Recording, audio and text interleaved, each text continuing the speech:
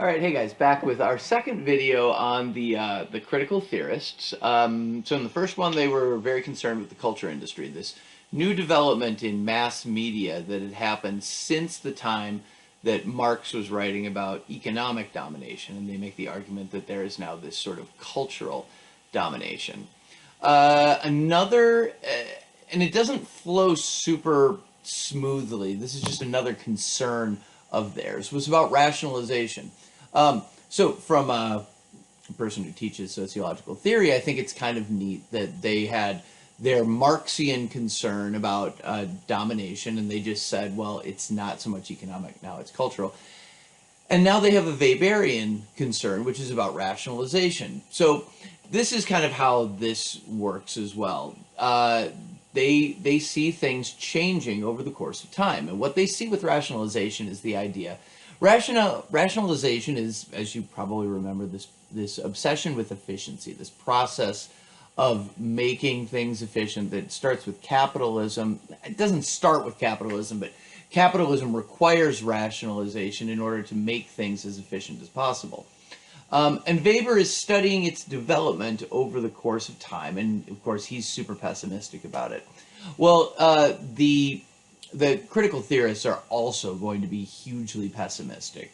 They see that what starts out as this effort at making social structures efficient, whether it's any bureaucracy, anything that can be bureaucratized, what they say is it's not limited to that anymore. Where we find it now is in individuals who maybe experienced bureaucracy in terms of their work life, but now also they are being inundated with messages from advertising in the mass media that are telling us that we need to be efficient. And what they say happens is this sort of internalization of rationalization is what they call technocratic thinking. Basically, what you want to think of it as is it's a type of thinking that is based on efficiency. They describe it as people grow concerned with being efficient, with simply finding the best means to an end without reflecting on either the means or the end. So it's efficiency, it's that means becoming an end in itself. We're just going to be efficient and we're not going to reflect on it. They felt incredibly vindicated in a sad, obviously a tragic way, with Nazism. Nazism in Germany, I remember I told you last time that they fled Nazi Germany for America. And what they saw was this culmination of rationalization, this incredible efficiency in terms of Hitler getting rid of Jews. He didn't like Jews, and so what is the most efficient way to get rid of them? And you end up with these incredible factories of death that Hitler creates, and that's all based around rationalization. It's all based around efficiency, and with a system in which obviously Hitler knew and liked what was happening, but there's a pretty significant argument to make that a lot of the people who were caught up in the process of this mass death were focusing on the efficiency side. They were engaged in technocratic thinking and not thinking about the ends that they were engaged in. They were so focused on the means and they weren't really considering the ends. That's not to absolve anybody of responsibility for the Holocaust. The alternative to technocratic thinking. Oh, so here, technocratic thinking is about efficiency, and that's what it's. The term technocratic thinking is a little bit clunky, or it doesn't sound. It's not super intuitive sounding, but it's as simple as what I have written here. The critical theorist said there's an alternative to this, and the alternative is reason. Reason is taking us way back to the Enlightenment, which is where we'll get to this idea of historical cycle in just a moment. But what they say is, whereas technocratic thinking is just about efficiency without reflection, reason is all about reflection, and it's all about reflection on means to end in terms of ultimate human values. So things like justice, freedom, happiness.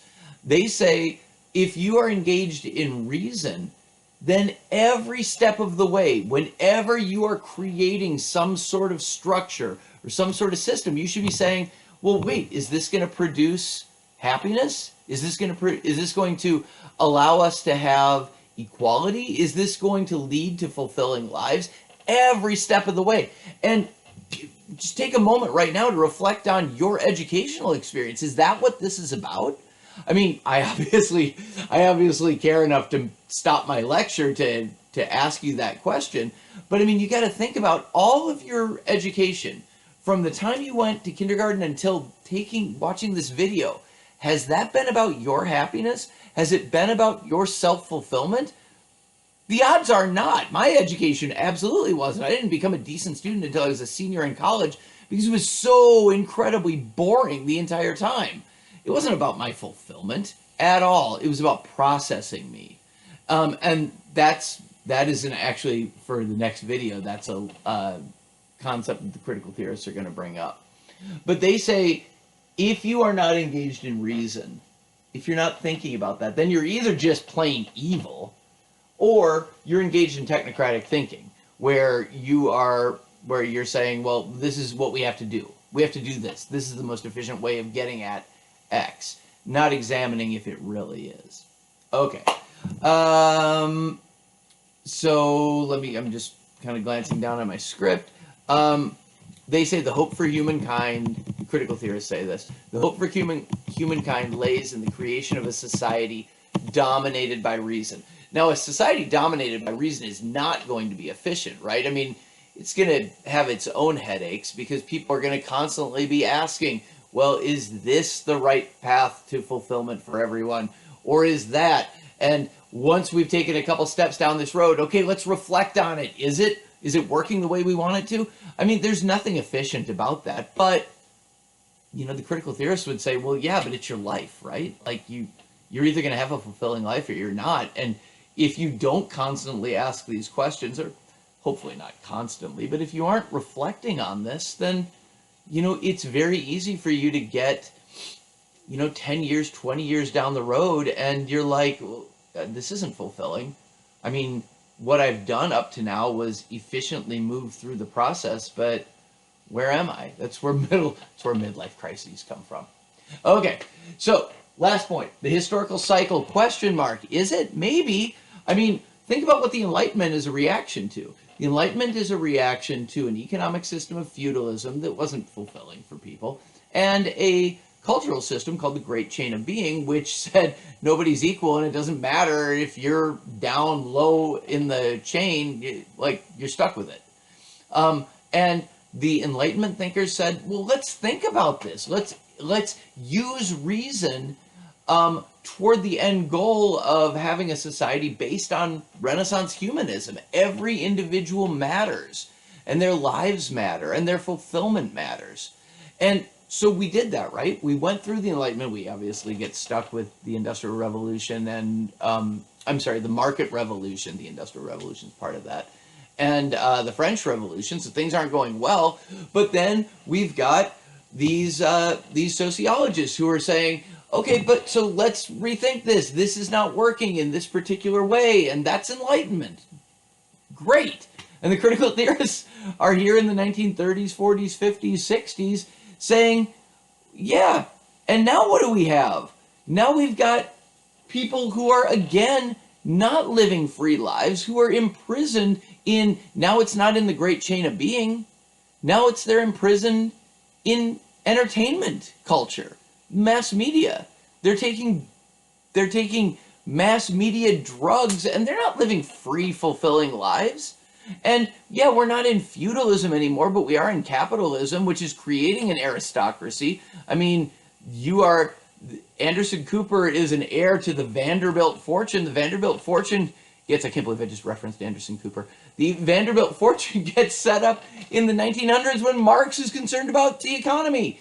So the critical theorists are saying it seems as though we're not completely back. It's not a cycle in the sense of a circle that takes us right back here, but it is kind of cyclical in the sense that we start here, we circle this way, and now we're here, but we're again living unfulfilling lives.